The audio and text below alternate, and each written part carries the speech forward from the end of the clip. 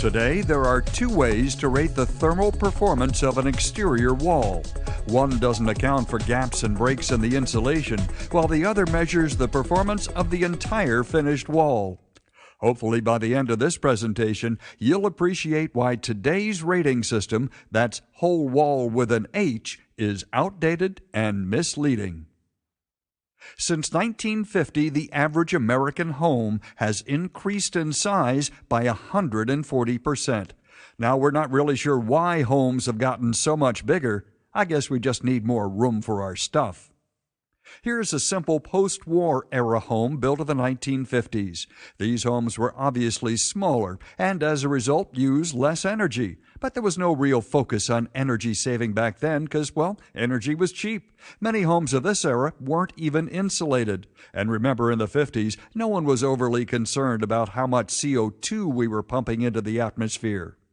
Since 1950, homes have increased in size, but construction methods really haven't changed. Wood frame walls packed with fiberglass insulation is still the most common way to build. It's not just that today's homes have more cubic feet to heat and cool. Today's homes also have more windows and more angles to insulate.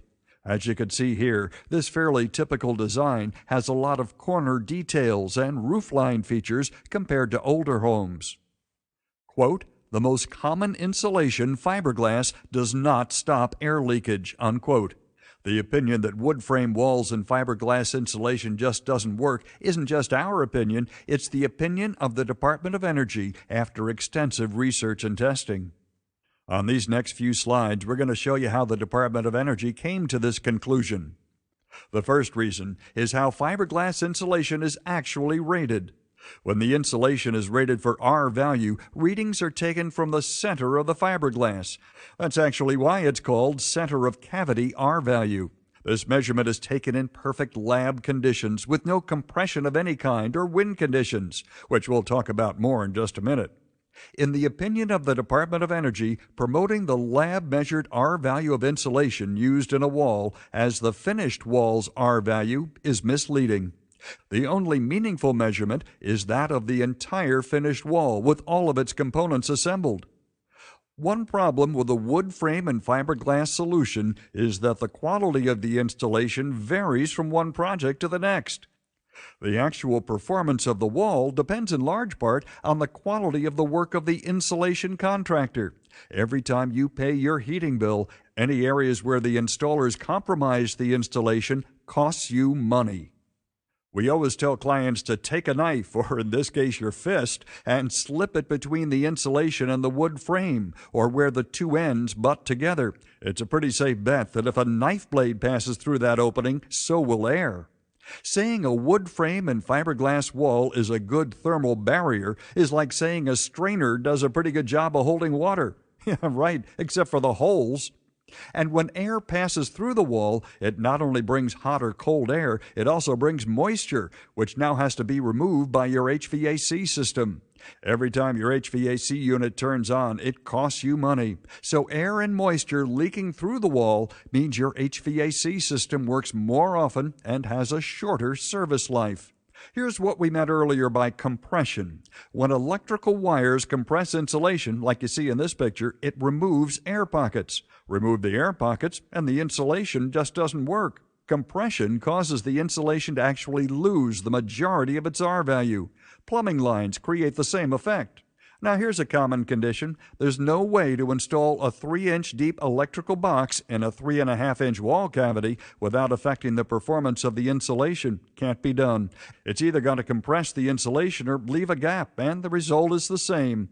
Hold your hand, or better yet, a lit match, over an outlet on a cold, windy day, and the quality of your insulation will quickly become obvious.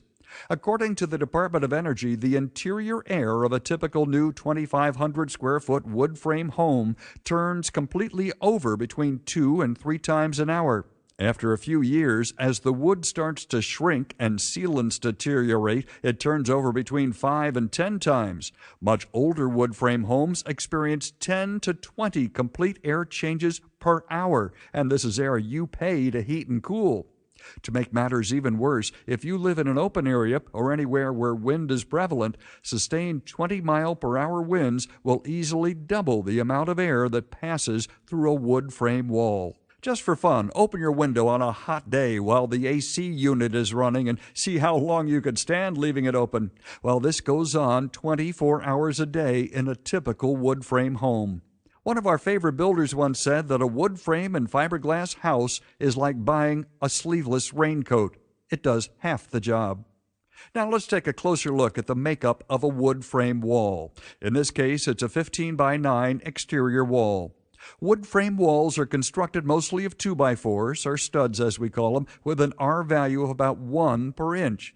And since a 4-inch stud is actually only 3.5 inches wide, it has an R value of 3.5.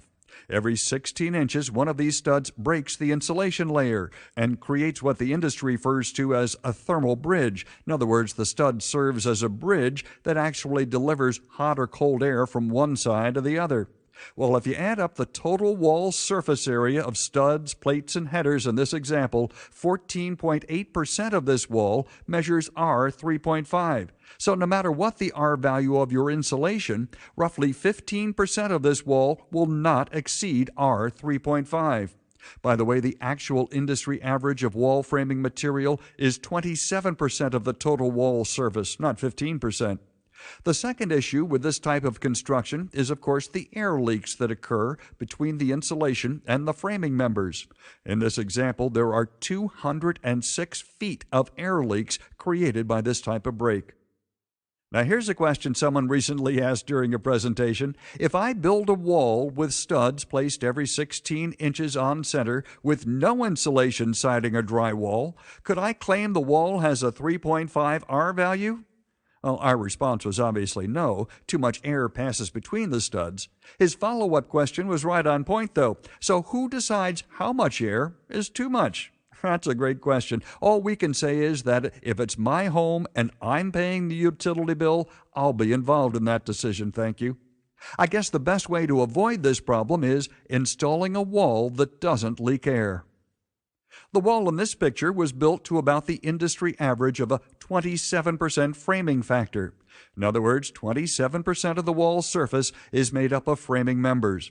And wherever there's wood on the exterior wall, as shown here by the arrows, there will be no insulation and air leaks will be formed.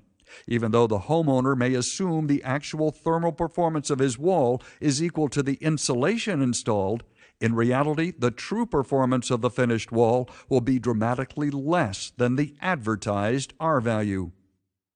Now here's an example of how reinforcing studs are used near corners and windows. Again, this wall will never live up to its advertised R value.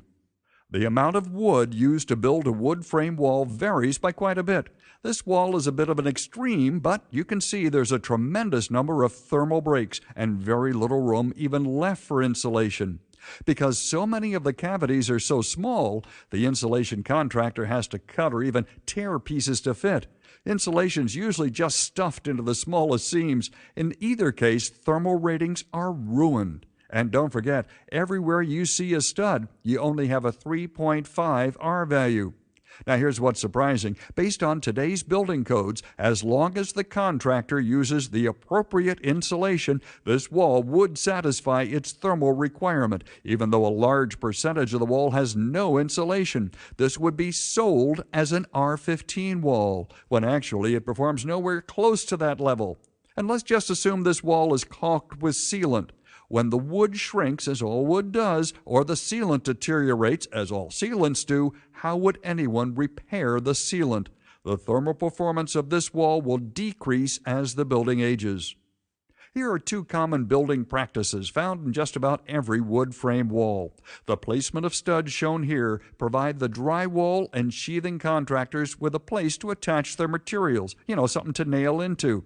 And as you can see, this creates large voids where the walls intersect with no insulation whatsoever. In this floor plan, there are 48 corners and interior wall intersections like the ones we just showed you. And if each intersection is 3.5 inches wide, this adds up to 12 linear feet of uninsulated wall space. Add that to the reinforcing studs placed near each intersection, and it adds up to 80 linear feet. And if you take this 80 feet and multiply that times the 8-foot ceiling height, you end up with 640 square feet of uninsulated wall. That's 640 square feet of your exterior wall that has no insulation whatsoever.